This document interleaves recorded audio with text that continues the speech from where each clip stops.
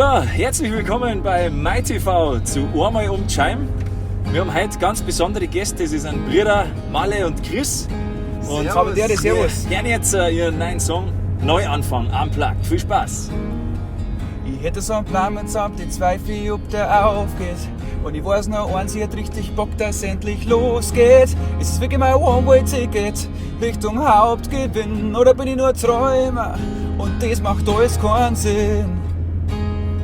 Und das macht alles keinen Sinn.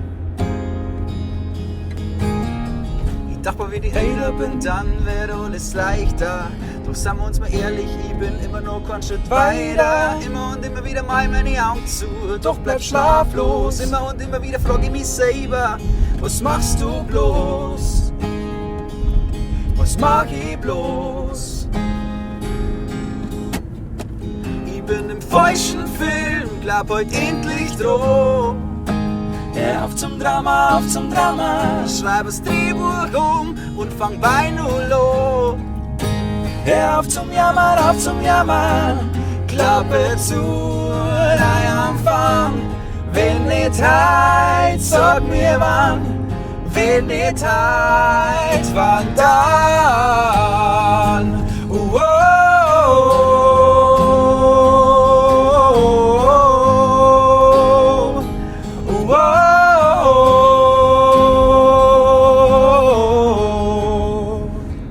Applaus, Jungs.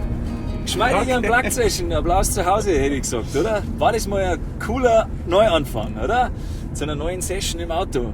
Nochmal herzlich willkommen, ihr zwei. Servus, ja, merci für die Einladung. Danke dir. Freut mich riesig, dass wir heute beieinander sind und da ein bisschen jammen können, ein bisschen eure Songs reinhören können und ein bisschen ratschen können. Voll schön. Uns freut es auch, dass du uns abgeholt hast. Ja, du, gerne. Ich habe euch jetzt abgeholt quasi im Chiemgau und ihr seid eigentlich daheim in Stadl. Ist das richtig? Ja, bei Unterreit, bei Gas, in der Nähe von Wasserburg. Also im Outback von Bayern quasi. Im Outback von Bayern. Und ihr seid da im Prinzip auch mit euren Videos unterwegs und treibt eigentlich alles so in der Heimat, oder? Und seid so recht heimatverbunden. Ja, definitiv. Nein, also wir versuchen es immer, schöne Steine, die uns selber auch brutal gut gefallen, einfach da passende Location zu finden für unsere Videos und machen eigentlich alles so dann auch in Eigenregie. Also am Anfang sind es noch One-Shot-Videos, einfach so, wie es halt dann von der Atmosphäre rauskommt, so probieren wir das halt dann einzufangen und jetzt da nicht große Spielereien erstmal zu machen. Ja. Genau. Jetzt, wenn man sich das aktuelle Video anschaut von Neuanfang, das habt ihr quasi One-Shot durchgängig draht, man sieht's. Ihr seid überhaupt zu zweit unterwegs, auch live dann nicht. Ja. Habt einen Looper am Start. Wir haben vorhin schon ein bisschen geratscht, das ist tatsächlich immer eine Challenge für dich, gell? Und ja. Sportlich. Und du genießt so die Freiheit nach wie vor an der Klampfe, gell? Aber es ist echt schön zum Anschauen und spannend, was da zu zweit auch trotzdem an Bandfeeling komplett aufkommt. Und ihr versteht euch blind, kann man sagen, oder? Vom Gesang her schon und überhaupt als Kinder immer schon Musik gemacht gemeinsam. Ja, der Papa, der hat so, das ist doch so, wenn man Fußball nicht spielen kann, dann versucht man, dass der Bub was wird, so ein bisschen. Und mein Papa, der wollte schon immer ein bisschen, aber ich glaube, dem hat das Bier viel zu gut geschmeckt, dass er zum Musikspielen gekommen war. Okay. Deswegen hat er uns quasi, ja mit, weiß ich nicht, der Mali, glaube ich, mit 8 ein Keyboard in die Hand gedrückt oder mit 9. Mit 6. Ja, Entschuldigung. Und mir mit 9 eine Gitarre und dann ist es losgegangen. Beziehungsweise ich habe später angefangen, wie er mit Musik machen, weil er 50 Mark von der Oma gekriegt hat damals. Das habe ich genervt. Ja, dann. Dann habe ich gedacht, da brauche ich auch Ich weiß ehrlich gesagt gar nicht mehr, warum es Geburtstagsfeier Geburtstag aber Geburtstag, gell? Die erste Gage quasi. Gut. Das war schon ganz cool. Fuffi verdient, Ja, Respekt. freilich. Dann habe ich mir gedacht, jetzt muss ich auch ran. Wahrscheinlich hast du jetzt Aufgrund, wahrscheinlich war es gar nicht so viel. Ich kann mich echt nicht mehr daran erinnern. Ja, 50 Aber Mark. die Oma hat uns schon immer brutal unterstützt. Also generell unsere Verwandtschaft war immer voll dahinter. Auch wenn wir jetzt mit den Coverbands die letzten 20 Jahre gespielt haben, dann haben die auch immer geschaut, dass sie in der Nähe vorbeifahren können und haben sich die Gigs angeschaut. Und das war schon immer total cool, muss man echt sagen. Also da auch die Verwandten und Cousins und Cousinen vor der Bühne zum Singen und wie sie das selber auch mittragen. Und schon echt ein cooler Zusammenhalt. Also wir haben eine riesen Verwandtschaft und sind da echt stolz drauf. Voll unterstützt von Anfang an und ich habe es jetzt richtig gespeichert, du hast quasi mit 6 der Keyboard gekriegt und bei dir war es die Gitarre dann mit 9 und dann habt ihr schon die erste Band angefangen, oder wie ist dann gelaufen?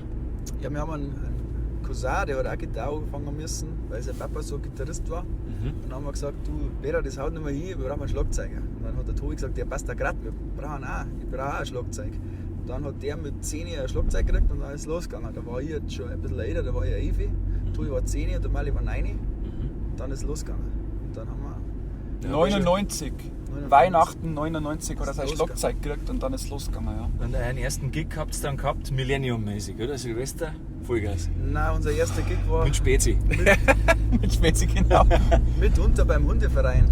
Das war einer von den ersten Gigs. Da hat es dann geheißen in der Zeitung, Bornwald überzeugte vor allem durch Lautstärke. Ja, okay, für alle daheim. Die Jungs haben früher oder immer noch aktiv eine Coverband gehabt. Die heißt Born Wild und jetzt habt ihr aber entschieden, dass doch eigene Songs durchzieht und habt euch musikalisch gefunden. Wenn man jetzt einen Pressetext anschaut auf Spotify, da steht, ihr habt euch musikalisch jetzt einfach gefunden und macht das, was ihr immer schon machen wollt, oder? Ja, definitiv. Also, mein Gott, du stehst da über die, jetzt fahren wir rechts, du stehst da über die Coverband-Szene so ein bisschen die Hände ab und sammelst extrem viel Erfahrung. Und den Erfahrungsschatz und auch die Musik, die dich prägt, wo dir selber gut gefällt, wo du auch weißt, das funktioniert live gut, das willst du dann auch in deinen eigenen Sound ein bisschen integrieren. Und so haben sich da so Mischformen ergeben und unser Brüder-Sound sich dann rauskristallisiert jetzt über die letzten 4 Jahre, muss man sagen. Ja, weil Neuanfang, das Video, wo wir jetzt dann gleich in Wasserburg vorbeifahren an der Stelle, das ist vor 4 Jahren entstanden. Da habe ich noch viel längere Haare. Aber wir haben das Video ist vor 4 Jahren entstanden? Ja. Tatsächlich? Man muss ja dazu sagen, dass wir zu dem Zeitpunkt, wo wir das Dachterrassen-Video aufgenommen haben, da waren wir eigentlich noch eine 4-Mann-Band. Ja. Und da haben wir gesagt, ja, wir bringen mal irgendwas live, so ein bisschen unplugged, damit wir irgendwas die Veranstalter fortzahlen können zu der Zeit. Und dann haben wir das gedreht, da war das Lied auch irgendwie gefühlt noch gar nicht so richtig fertig. Und dann ist das Lied, haben wir eingespielt und haben wir gemerkt, hey, scheiße, das ist genau das, was wir eigentlich machen wollen. Ja, super, dann habt ihr euch da im Prinzip schon den Weg geebnet jetzt für die EP, die rauskommt allmählich. Wir haben jetzt den ersten Song, dürfen wir schon hören auf Spotify und wir dürfen jetzt schon die anderen 4 Jahre hören. Exklusiv im Voraus und wollt ihr zur nächsten Nummer, die spielen wir jetzt glaube ich, heißt Sommer. Magst du ein bisschen was zu der Nummer erzählen, wie die entstanden ist? Und ach, Chris, sag doch du mal was zum Sommer. Ich glaube, das ist ganz interessant, weil der Chris ist ja so der Texter bei uns jetzt da rechts ab. Ja, Sommer ist im Endeffekt, das kannst du jetzt auf verschiedene Sachen beziehen, aber im Endeffekt geht es halt da auch schon ein bisschen um uns zwei, würde ich sagen. Da geht es halt, dass man sich halt brutal oft den Tag kriegt, wenn man so ein Projekt startet und mit 2 Dickschädel, da kommt natürlich schon ein bisschen eine Reiberei zusammen. Und im Endeffekt ist dann bei mir oft so, dass ich merke, hey, eigentlich liegt es an dir. Das Problem liegt nicht beim anderen, sondern das Problem liegt schon auch mitunter oder größtenteils auch an dir. Und diese Selbstreflexion habe ich in dem Song ein bisschen verarbeitet und im Endeffekt habe ich halt so diese Line genommen, also halt jeder Winter geht vorbei, dann Sommer, das wäre alles wieder ein bisschen schöner, wenn man sie selber nicht so wichtig nimmt. interessant, mir hätte jetzt mal rein, hätte ich gesagt. Siehst du, die Geschichte kennen wir schon mal. Auf geht's. Brüder und Sommer. Dürft ihr gerne mitsingen, Jungs, gell? Am Platz. Du kannst mir erzählen, was du willst, doch ich hab wieder genug von dir. Ja, ja, bla bla, schon klar, und ich weiß, du erst recht von mir. Ganz genau. Na, wir haben uns nix zum Song, doch wir streiten ohne Grund. Der eine macht's den anderen und legt ihm Worte in den Mund. Ich will nicht mehr diskutieren, spring jetzt auf und lauf zur Tür und komm wieder klar mit mir. Ich kann endlich reflektieren, sieg die Wolken über mir und freu mich auf High Five mit dir. Oh, Sonne, wo bist du? Ich war dann wieder mal so weit. Du schaust dir bedeckt, hey, wo bist du? Schau heute mal wieder vorbei. Oh, Sonne, wo bist du? Ich war mal wieder an der Zeit. Komm, lad mich um, frag, spinnst du? Ein Winter, jeder Winter geht vorbei. Bye, bye, bye. Bye, bye, bye. Bye, bye, bye. Jeder Winter geht vorbei. Bye, bye, bye. Bye, bye, bye. Bye, bye, bye. Ich wär immer schneller und immer nur lauter, vom Rot zum Übertreiben. Doch ich hab ihn gefunden, den Schlüssel zu mir, und ich will jetzt länger bleiben. Manchmal kommen wir nicht zusammen und ich hab gedacht, es liegt an dir. Danach hab ich gemeint, hey, das gehört so. Und es ist Zeit worden, dass ich's kapier. Halt schnell drin, das ist eine starke Nummer. Was sagt ihr daheim? Wir gefallen uns schon, wenn es auf Spotify live geht. Wann ist denn soweit? Das Lied geht als dritte Single raus. Genau. Das wird dann irgendwann Im Juni. sein. Im Juni kommt es raus. Ja. Datum vergessen. Also wir bringen jetzt alle 5 Wochen eins raus. Am 14. Mai kommt Janina und 5 Wochen drauf kommt dann Sommer und am 2.7. kommt die EP raus. Also wenn du das da mal langsam fährst, da oben, da ist die Dachterrasse, wo wir es draht haben. 5. Stock übrigens, haben wir alles Da aufgeschrieben. oben, da links. Ja, das sehen jetzt unsere Zuschauer tatsächlich wahrscheinlich, wenn wir... Die sehen das jetzt leider nicht, Hinten aber Wasserburg ist, Seile zu, Wasserburg. Wasserburg ist schon echt eine schöne Vielleicht Stadt. sehen wir Oder- es jetzt hinten aus ein bisschen, da schau mal. Oder beim Specs da, beim Kleidungsgeschäft nachfragen an den Chef, ob sie mir auf der Dachterrasse feiern. Ja, genau. Cool. Da sind wir schon gespannt auf das Video dann. Jetzt, wenn man ein bisschen weiter denkt, wir haben vorhin schon ein bisschen gewitzelt drüber. Ihr habt so beide eure Parts in der Band. Du bist eher so der freiheitsliebende Texter im ersten Schritt und du bist der Perfektionist, aber wenn es darum geht, hey, das muss live funktionieren und zu zweit können wir eine ganze Band machen. Du hast dich da die letzten Wochen ziemlich reingefuchst, oder? Boah, ja, was die letzten Wochen, ich habe ja eigentlich die letzten Jahre brutal reingefuchst, weil wir haben ja sparen müssen. Gell? Also irgendwie muss man so ein musikalisches Projekt ja auch finanzieren. Und da kannst du Unmengen an Kohle ausgeben für Produzenten etc. Und wir wollten das jetzt einfach mal selber probieren, ob wir das können. Und ich habe halt autodaktisch das drauf geschafft, über Logic, über die Software halt die Songs aufzunehmen, zu produzieren. Und jetzt geht es in die Live-Umsetzung und die Songs sind schon so ausgelegt, dass wir es auch live zu zweit umsetzen wollen. Und jetzt brauchen wir halt irgendeine Software, wo man halt das Ganze loopen kann. Und da habe ich jetzt eine Programmiersprache gelernt und jetzt fuchse ich mich da ein bisschen rein. Und das ist ganz schön anstrengend, aber wenn es dann funktioniert, wenn man den ersten Song einmal im Kasten hat, wie es live dann auch klingen kann, dann ist das schon echt richtig cool. Und er, was der sagt, Okay, warte, kurz der kleine kurz Sack. dazwischen. Hut ab von dieser Leistung, müsst ihr es jetzt Hut eigentlich ab. sagen? Weil Ich habe gar nicht gewusst, dass du so viel Arbeit hast. Der Penny, er weiß ganz genau und er hält sich immer voll raus. Weißt? Er lässt mich immer schön machen und Ja. daheim trinkt er seinen Cappuccino wahrscheinlich. Cappuccino.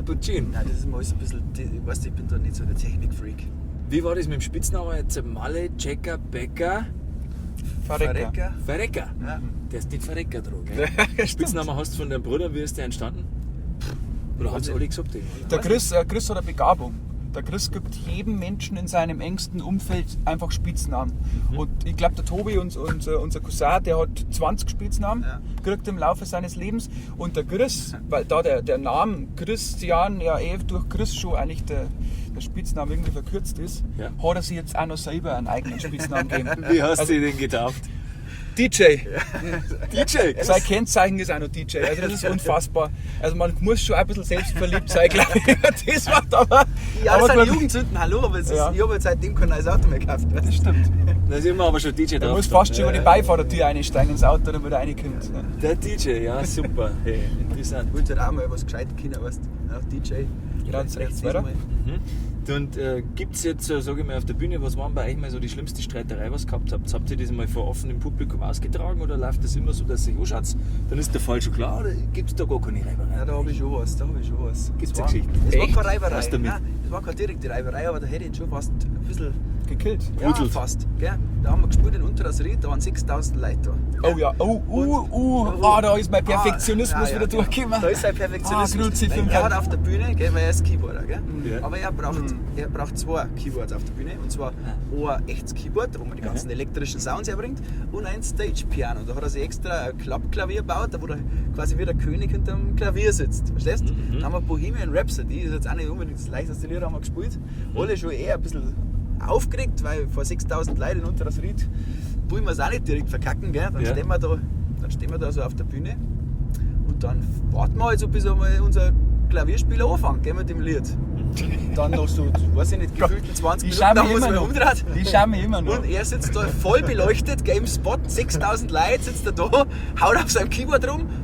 Geht nix. Kommt halt nicht, kommt Aber halt kein Ton. anstatt, dass er einfach umgeht auf das andere Klavier, weil du kannst auch den Klaviersound einstellen, hat er nur versucht, die Lösung zu finden. So dauert gerade nicht mehr, dass du irgendwie eine Kabeltaschen ausgepackt hast. Was kann ich dafür, wenn das Kabel abbraucht? Nein, das war herrlich. Also da haben wir gedacht, ja, mei. Das Kabel ist abgehört. Das MIDI-Kabel. Was war dein Gedankenblase? Du hast dir gedacht, nein, das muss jetzt einfach gehen. Ich hab das eingestellt und das muss gehen. Ja, das Ding ist, das war ja irgendwo, weißt du, das haben wir ja als Show. Du musst ja als Coverband irgendwie ein bisschen eine Show liefern. Und eigentlich war das war die Show gewesen. Das war der Opener zu einer neuen Set, also zur zweiten Set. Ja. War das der Opener und du sitzt dann da und machst hier einen auf Freddie Mercury machen.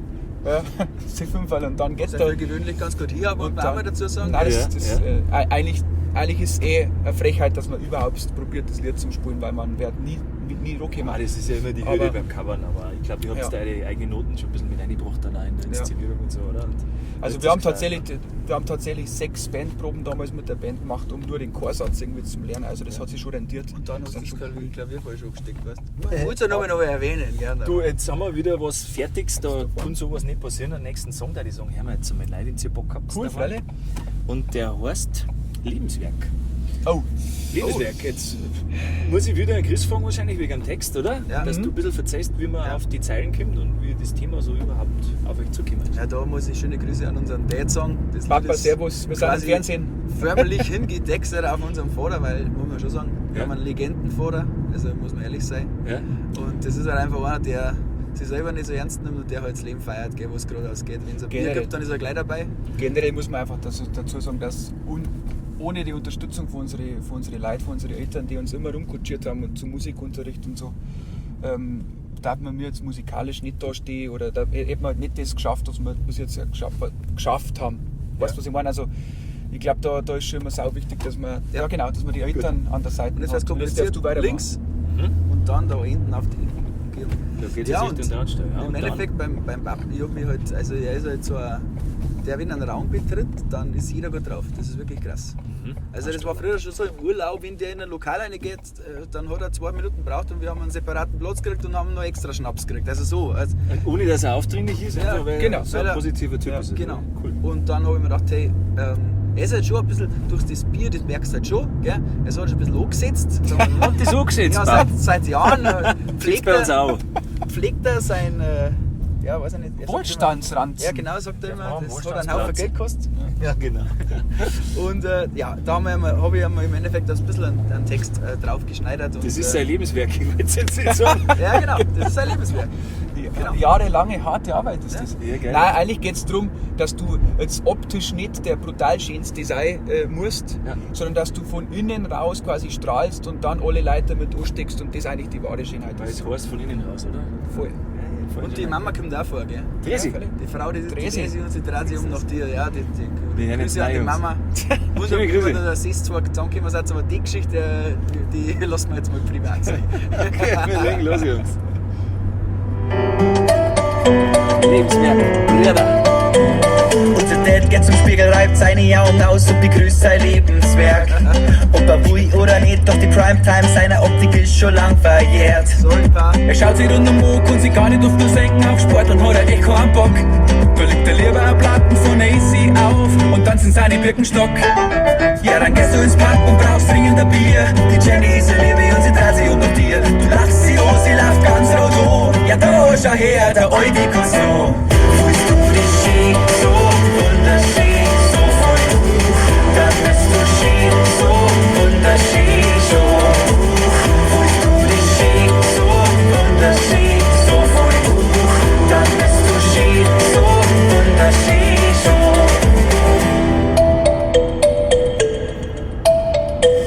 Gibst du eine in den Raum, fangen alle an zu grinsen, ja, die nächste Runde geht auf die.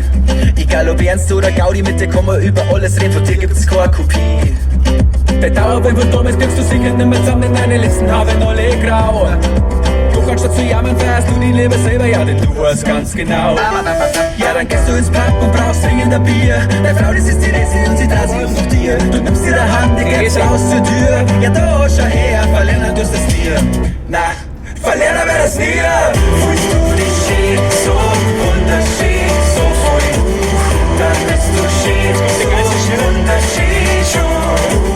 Fühlst du dich schön, so wunderschön, so voll hoch, dann bist du schön, so wunderschön, schon. Stellst dich vor den Spiegel und Welcher schaust dich Papa kurz hat ein an. eigenes Lied, hätte ich gesagt. Das ist ja schon echt eine ganz coole Nummer. Alles kommt vor und ich glaube, er war persönlich eine Legende, so wie man das da raushört. Ja, voll. Ja, legendärer Typ. Fußballer war er aber keiner, habe ich das richtig gespeichert. Doch, War er er schon? war in der schlechtesten A-Jugend Deutschlands. Er war im Kicker. Ja. Ein Kicker war er. Er war Der im ist ein Kicker. Kicker. schlechtesten Neu. Der hat es geschafft, die haben immer, früher ist es noch gegangen, sind sie zu 11, nein, die haben immer keine ganze Mannschaft zusammengebracht, Entschuldigung. Ja. Die sind immer zu 9 sind sie Rund 11. angereist und sind in einem Auto zum Spiel gefahren. Die zum sind, jetzt, Auswärtsspiel. die sind zum Wirt gegangen, hab geschaut, wer da ist und wer es fahren kann. Wie heißt denn der Verein? FC Grüntal. Grüntal. Sei gegrüßt, gell, Ja, FCG. FCG. Aber es ist Wahnsinn. Dann sind sie gefahren und waren gerade nicht schlecht. Gell? Ja. Einmal haben sie nur 3-2 verloren. Ja. Und das haben sie gefeiert, schon während dem Spiel. Gell? Wie die haben Meisterschaft. Spaß Wie muss die haben. Meisterschaft. Ja. Die haben wahrscheinlich mehr richtig gemacht als so falsche Ehrgeiz und haben da einfach ihr Gaudi draus gemacht. Die haben Egal, vorher wo einen man Spaß hinfährt. gehabt. Ja, das Cool. zieht sich bei ihm schon durch in seinem Leben. Ja. Dass er halt wirklich, ja weiß ich nicht, also den kann nichts aus der Ruhe bringen und ist immer gut drauf. Er hat zwei gute Brüder zusammengebracht, hätte ich gesagt. Habt ihr noch Geschwister? Nein, Nein. Ja, der Tobi, unser Schlagzeuger von Bornwald, ist so ein dritter Bruder, kann man fast Ja. sagen. Ja. Der ist quasi Haus an Haus mit uns aufgewachsen und ja, mit dem haben wir eigentlich unsere komplette Kindheit verbracht und dann haben wir unter Schlagzeug gesetzt und dann waren wir eigentlich immer zu dritt unterwegs und darum haben wir ihn jetzt auch ein bisschen eingespannt. Ja. Der ist fleißig als Fotograf tätig bei uns und beim übernächsten Video ist er auch ein bisschen tätig, da fliegt er mit seiner Drohne umeinander, aber das dürft ihr euch dann anschauen, wenn es soweit ist. Ja, ich spannend. glaube, dass es generell so ist, wann investiert geht, aber wenn du Bands hast und so, das ist wie eine eigene Familie. Also Ja. man wächst da so extrem zusammen und auch die anderen Musiker, also das ist Wahnsinn. Auch wenn wir uns jetzt aktuell wegen wenigen Spielen nicht so oft treffen, aber du kannst immer auf jeden sein und du weißt sofort, was der andere denkt und wie es ihm geht und so. Also Das ist eine eigene Familie, wie du es Ja. gesagt hast. Wo war denn da euer erster Proberaum dann? In der Garage typischerweise oder beim Schlagzeuger im Keller, weil da war es eh laut? Mein Vater wollte einen Saunaraum bauen. Aha. Und da hat er gerade frisch alles eingelegt, Fliesen, ein wunderschöner Raum. Dann haben wir gesagt, Pap, das ist unser Proberaum. Und dann haben wir jetzt haben wir alles. und dann erstmal alles gedämmt, schallgedämmt, weißt die ganzen schönen Schaumstoffdinger hier Ja. geklatscht. Ja, Da. das ist schön heiß, Der hat er oder? Freude gehabt. richtig kreislig und der existiert heute noch. Also wir haben vom ersten Tag weg bis heute. Gibt es da Bilder? Ja, ja. ich weiß gar nicht, ob man das freiwillig herzagt. So Das sagen wir her, das wird jetzt eingeblendet. Ihr seht es jetzt. das ist ja wirklich. Genau, weißt du. Da muss ich mir denken, da magst du nicht runtergehen. Ich weiß auch gar nicht, welche Tiere da mittlerweile unten liegen. Aber Gibt gut. bestimmt ein Beutel von früher. Jetzt sind wir auf eigentlich mal persönlich ein bisschen zurückgekommen. Ihr seid ja beide Lehrer, gell? Wie seid ihr denn da dazu gekommen? Das Lehrer wird's. Beide Mathe-Wirtschaft. Ja, man muss ja noch dazu sagen, unser dritter Bruder ist auch noch Lehrer. Ja. Wie das dazu gekommen ist, ich war in der Voss und ich habe damals eigentlich von meiner Ausbildungsstelle ein Angebot gehabt, mach jetzt ein BWL-Studium und dann wärst du Abteilungsleiter und dann fährst du ein Firmenauto und so ein Scheiß. Gell? Und dann habe ich mir gedacht, ja cool, das mache ich. Mit 18 habe ich mir gedacht, cooles Angebot, nimm ich sofort. Und dann bin ich in den Voss gegangen und dann habe ich mir so ein bisschen die Lehrer angeschaut und habe gedacht, so direkten Stress haben jetzt die nicht und schauen alle ganz gemütlich aus und irgendwie haben wir das dann, was haben die studiert? Dann haben wir das so ein bisschen angeschaut, Ja? bis ich mich dann entschieden habe, okay, das mache ich auch. Ich studiere Wirtschaftspädagogik, weil da kannst du noch ins Unternehmen gehen oder du kannst ins Lehramt gehen. Und dann hat mich irgendwann der Tobi gefragt, du, was möchtest du jetzt eigentlich studieren? Sag ich gehe in 13. noch und hole das Allgemeine nach, weil wir gerade auf der Realschule waren. Und dann hat er gesagt, ja, was möchtest du noch machen? Ja, ich möchte Lehrer werden. Ja, du spinnst ja. Also sein Vater war auch Lehrer. Ja. Und der Papa war der Erste, der über Lehrer Bäder damals, über die Lehrer hergeschimpft hat und so. Und jetzt hat er 2 Lehrer daheim. Doktor und Lehrer 30% mehr, sagt der Bauunternehmer. Und ja, dann habe ich da angefangen, dass ich so ein bisschen auf Lehrer denke. Der Tobi, ja gut, wenn du Lehrer wärst, gell, dann mache ich das auch, weil du wirst das da schon gut überlegt haben. Hat der Tobi gesagt. Dann haben wir halt beide Lehrer studiert und warum es der Mali dann waren, ist wahrscheinlich, weil es wir beide waren sind. Könnte man vielleicht Weil wir jetzt einen Tourplan dann reingeklickt haben in die Ferien und ist er nicht mehr ausgekommen. Ja, Hast du genau. auch Lehrer? Ja, völlig. Nein, ganz ehrlich, ist ein super schöner Job. Auch wenn man nicht glaubt, dass es tatsächlich auch mal stressig sein kann, gerade in Corona-Zeiten, ist das schon echt turbulent, aber es ist schon echt ein, Da müssen wir jetzt rechts. fahren wir rechts, genau.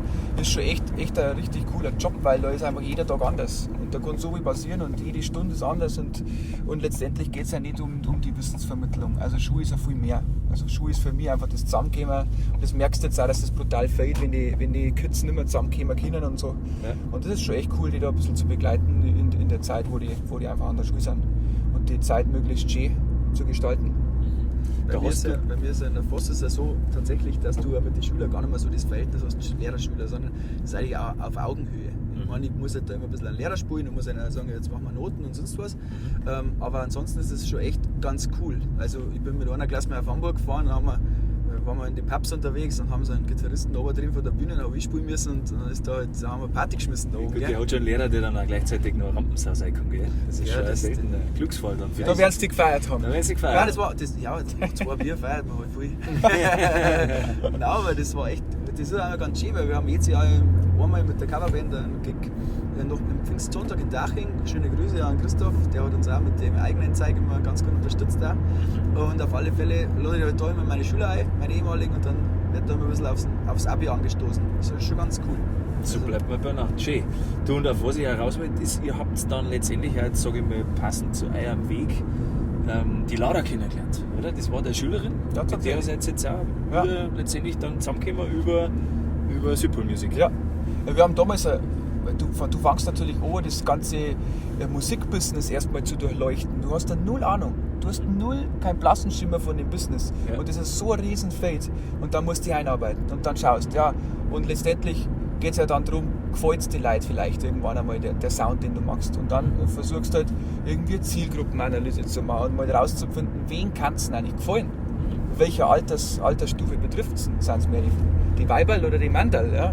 Und dann Weil das habt ihr haben wir eh da schon eine gewusst, Umfrage gell? gemacht. Wir haben es eigentlich davor schon gewusst. Ja. Aber dann, dass uns jetzt die 18-Jährigen nicht so gut finden, war uns klar. Vielleicht finden sie das doch ganz gut. Aber, Ja, die man schauen wird sich sehen. lieber- Aber wir haben jetzt dann also eine Zielgruppenanalyse gemacht und dann habe ich mir gedacht, ja, schickst es einfach deiner ehemaligen Schülerin, die war in meiner Schulband damals, und in der Schulband bist du doch noch ein bisschen enger mit den Schülern, weil du auf Probenfahrt fährst und so. Mit der Schulband habe ich mich super gut verstanden. Und dann habe ich mir gedacht, jetzt schickst du es ihr einfach mal zu, die war schon aus der Schule raus. Vielleicht magst du es einmal in ihrem Freundeskreis rumschicken. Ich wollte nämlich nicht, dass sie mitmacht an der Umfrage, sondern dass fremde Leute, die uns nicht kennen, komplett unabhängig, Ja. dass die ein objektives Meinungsbild abgeben. Ja. Also genau, und dann ist das halt über Umwege, weil die Lara damals ja schon bei Südpol Musik gearbeitet hat sie das einfach dann, frech wie es war, an Patrick auf den Tisch gelegt. Und so ist das damalige Lied Janina, was wir vielleicht jetzt auch noch anspielen werden, Ja. ist dann beim Patrick noch in der Rohfassung, in der Demo-Version von mir selber gemischt, irgendwie schäbig, ist das bei ihm auf dem Tisch gelandet und er hat das total cool gefunden. Und dann sind wir zum ersten Mal ins Gespräch gekommen. Einfach Prost, Max. Ja, Hören wir doch jetzt rein, Ja Nina. Der Titel heißt aber Ja Nina, oder? ja, Ja. Nina. Okay. Kann man interpretieren, wie man will. Okay, auf geht's. Wir Das hören habe ich rein. meiner Frau vorgesungen. Ich habe voll die geile Idee, gell? Ja. Dann habe ich sie da, ja, Nina, ja. Gerade so. Ja. Und sie ist in der Vorwand Ja, gesagt ja, und dann ja. denkt, jetzt spinnt er komplett, gell? Ja, Nina. Dass du zum Schluss ein Lied rausgekommen ist, das Wunder behalten. Und der Frau heißt Nina? Nein, die Nein. heißt nicht Nina. Okay. Hast aber von der Nina geredet, während du bei deiner Frau da warst. Ja, Logisch. Ja, Nina. Fiktive. Wir hören mal rein, auf geht's. Früher gleich mal den Bus verpennt und fürs Taxi faden mir 10 Cent. Hey, die Nacht mit dir war wunderbar, doch mein Kopf kommt grad gar nicht klar. Pfui, weißt du? Jetzt haben wir Locking. Ich will keinen Job mehr, wo ich nur Stunden sehe. Denn die Zeit mit dir vergeht viel schnell. Vor 10 Tagen war das noch undenkbar, doch jetzt brauch ich ein Sabbatjahr. Ich hab viel zu oft auf alle anderen ihre brauchst ein Tipps. Keyboard. Dann flüchte ich wieder zur Tanke und hol uns Chips. Weil die Ziele werden auf irgendwann verschoben. Ich brauch eine neue Vision. Ja, Nina, wenn du bei mir bist, dann teilen wir uns in deiner Welt. Du sagst mir, ich stehe an Seiten, wir beide haben an. Und ich merk, das bin ich straight. Ja, Nina. Ja. Ja, Nina.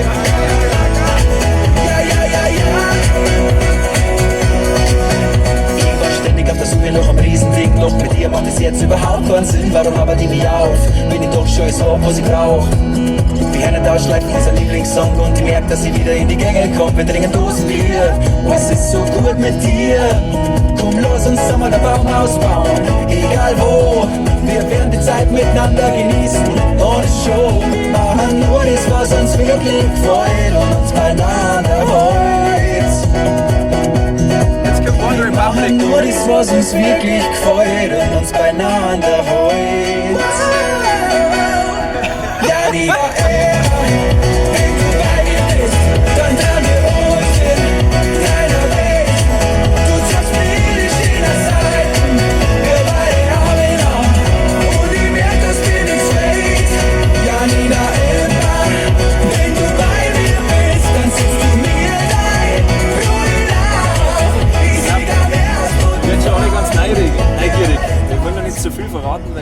kommt erst raus, aber ich habe schon mal nachhören dürfen. Coole Nummer. Jungs, Merci. ich habe es beim Herfahren schon anhören dürfen, das sind lauter starke Songs und ihr wollt da eigentlich positives Feeling auch verbreiten. Gell? Also ihr habt es da tatsächlich schon geschafft, dass ich Gänsehaut kriege, gleichzeitig aber so dermaßen voller Lebensfreude da Merci, weiterfahre. Cool. Coole Nummer. Freut uns Danke. echt total. Wir haben, wie gesagt, wir haben es halt einfach geschrieben. Gell?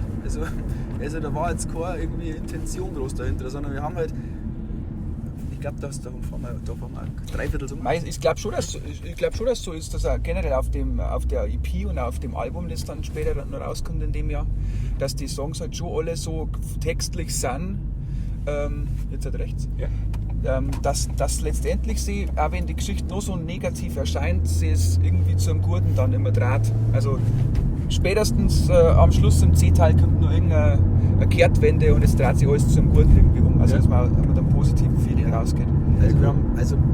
Da ist schon so sehr viel aus dem Leben auch, gell? Also das sind schon Stories, ich kann keine fiktiven Geschichten erzählen, also da ist schon viel aus dem Leben, ab und zu, wie bei dem Namen, das ist halt, aber grundsätzlich steckt da schon immer ein bisschen Wahrheit, relativ viel Wahrheit dahinter.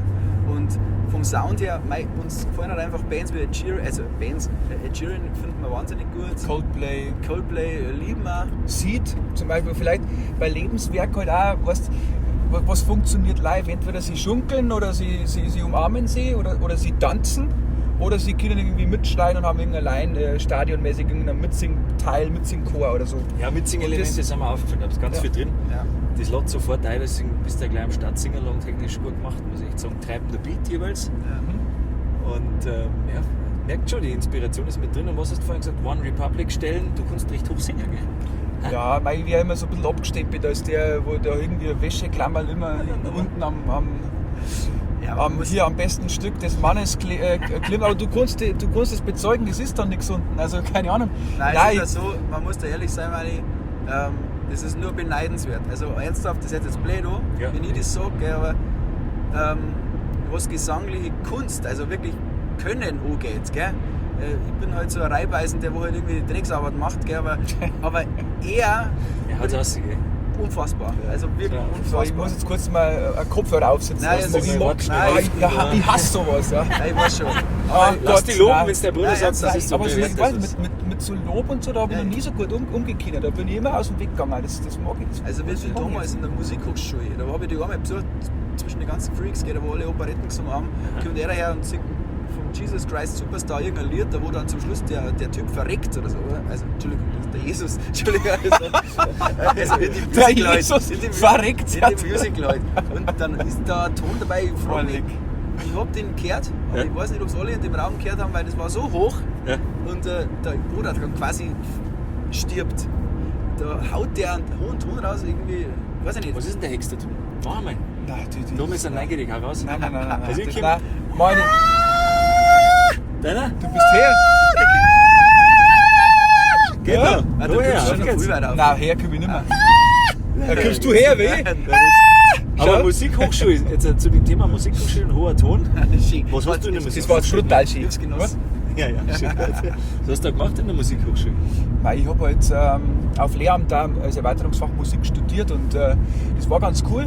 Da hat man sich ein bisschen durchsandeln können, aber die einzigen Sachen, die ich auf jeden Fall immer ernst genommen habe, waren Gesangsunterricht, Klavierunterricht und so. Schulpraktisches Klavierspiel, begleiten und so. Ja. Und das hat mir immer ganz gut gelingen und ich glaube, wenn es jetzt irgendjemand einmal von der Musikschule sehen darf, das Interview, wir haben es zum Glück nicht vom Blatt Noten spielen lassen. Okay. Ich kann überhaupt nicht Noten Da lesen. sind wir schon. geil. Das ist so ähnlich kann's nicht. aufgestellt. Ich mag es auch nicht lesen. Ich mag's auch gar nicht lernen. Vielleicht Viel einmal mit In der Rente dann. 75 oder so, dass ich mich dann ans Klavier setze und noch ein paar Sonaten abspiele. Ich finde die Musik schön zum Hören, durchaus mal zwischendrin. Aber erzähl mir, wie du reingekommen bist in den Laden.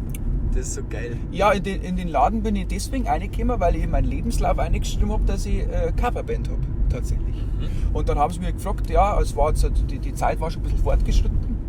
Und dann haben sie mich gefragt, ob ich da noch was irgendwie auf Lager habe, ob ich was spielen kann. Und damals das war damals Apologize, One Republic, Apologize war da drin. Ja, Und gut, das ja, habe ich auch dann singen. begleitet und halt gesungen. Ja. Und dann danach haben sie gesagt, so, passt, die Zeit ist jetzt um. wir beraten uns jetzt. Und jetzt hat links. Aber hast du nicht irgendein klassisches Klavierstück spielen müssen, da wo du nicht die Noten gelesen hast, sondern da wo du die Lieder davor schon auswendig gelernt hast? Ja, ich habe mir so ein Sammelsurium zusammen. Nein, du hast dich natürlich vorbereiten können. Aber das Ding war halt, dass ich einfach nicht vom Blatt spielen habe müssen. Das haben sie mir quasi gezwickt, weil die Zeit dann aus war. Oder weil sie es auch gar nicht wollten. Aber hätte ich da vom Blatt irgendwas spielen müssen, dann war ich jetzt kein Musiklehrer. Also das hätte ich einfach nicht bestanden. Die Aufnahmeprüfung war richtig heavy. Ja, krass. Aber ja, dann hast du es doch irgendwie geschafft und anderweitig überzeugt. Also ihr habt es mich schon überzeugt, muss ich ganz klar sagen. Merci, Musik cool. ist durch und durch. Ich wünsche euch da ganz viel Erfolg jetzt nicht nur mit der EP, sondern mit dem Album und dass dann wirklich fette Gigs spielt. Und ich habe schon gesagt, irgendwann sind wir eine Vorband und hoffentlich dürfen wir es dann noch sein. Doch? wir machen einfach Das gemeinsames Festival. Machen wir das irgendwann machen mal. wir. Dann Mit trinken der wir- guten A-Band und mit Neumerer, oder? Genau, Grüße an der Stelle. trinken wir hinter der Saucoole Bühne. Bands haben wir da in Bayern. Gehört hat viel mehr gespielt. So schaut es aus. Und bei meinem Verein sind wir verbunden mittlerweile. Ja, saucool. Passt das zusammen Netzwerk, da muss man sich stärken. Jetzt hören wir noch in die letzte Nummer rein. Exklusiv. Eigentlich die ersten, die sie hören dürfen, seid ihr daheim. Und die heißt Egal was kommt. Die werden wir jetzt einmal ganz unkommentiert starten. Die geht also. Es fühlt sich so an, als wär's gestern gewesen. Ich hab dir vom Hochbett aus Geschichten vorgelesen. Zwischen uns war da immer ein Urvertrauen. Es gab mir einen Grund nicht an uns zu glauben. Oh, oh, oh. Machten immer schon Mucke und nicht wegen Geld. Neben Skaten und Kicken war das unsere Welt. Sämtliche Namen waren uns egal. Ja, das erste Kapitel war phänomenal. Oh, oh, oh, oh. Der erste Streit, der Riesenfrust. Das erste Tor war ein Riesenschluss. Der erste Gig, nur keine Fans. Der erste Rausch, der erste Kuss. Die erste Freundin und dann wieder Schluss. Deine ersten Schuhe waren meine Vans. Egal was uns noch kommt, ich schau dir dabei zu, wenn die Jahre vergehen. Ja, ich hab zu wen, egal was kommt oder geht, der zu mir steht.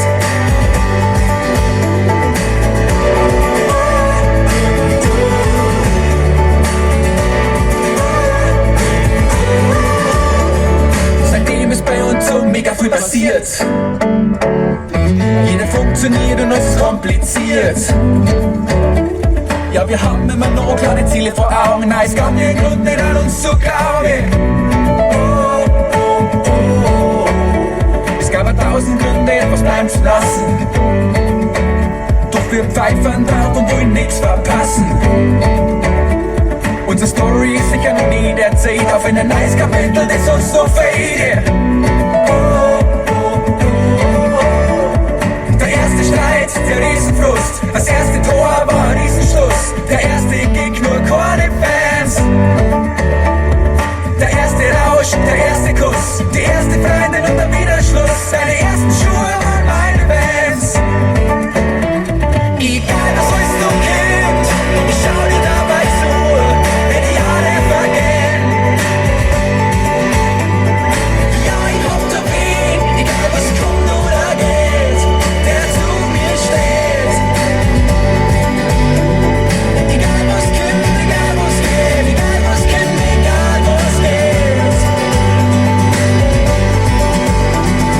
Ich hab zu wen, ich hab zu wen, ich hab zu wen, der zu mir steht. Der zu mir steht. Das kommt übrigens auf Lieder, oder? Auf der Geschwister und überhaupt, ich hab schon rausgehört. Du hast das vorhin mir schon verzeiht, du hast das Lied eigentlich für deinen Bruder geschrieben, oder? Ist das richtig? Ja, das ist richtig. Ich habe ihm das eigentlich zu seinem 30. geschrieben.